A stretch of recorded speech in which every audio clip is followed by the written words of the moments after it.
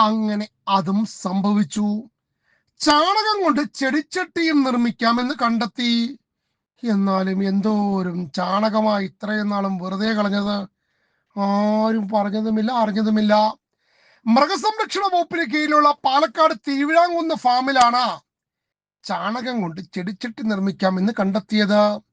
ശുദ്ധമായ ചാണകം മാത്രം മതി എന്നാണ് ചട്ടി വികസിപ്പിച്ചവർ പറയുന്നത്. അതായത് മറ്റ് അസംസ്കൃത വസ്തുക്കളൊന്നും വേണ്ട എന്ന്. ശുദ്ധ ചാണകം അത് മാത്രം മതി. ഒരു ചെടിച്ചട്ടിക്ക് 20 രൂപയാണ് വില. അതത്ര കൂടുതലൊന്നുമല്ല. ചാണകം കൊണ്ടുള്ള ചെടിച്ചട്ടിയിൽ ചെടി നട്ടാൽ 2 ഗുണം: ചെടിയും വളരും, വളവും വേണ്ട. എന്നാലും ഇത്രയും നാളും ഇതൊന്നും ആരും കണ്ടുപിടിച്ചതുമില്ല, പറഞ്ഞതുമില്ല. എന്തായാലും അല്പം വൈകിട്ടാണെങ്കിലും കേരള മൃഗസംരക്ഷണ വകുപ്പ് കണ്ടുപിടിച്ചല്ലോ. ഇനി ചാണകത്തിനും വിലയാകും.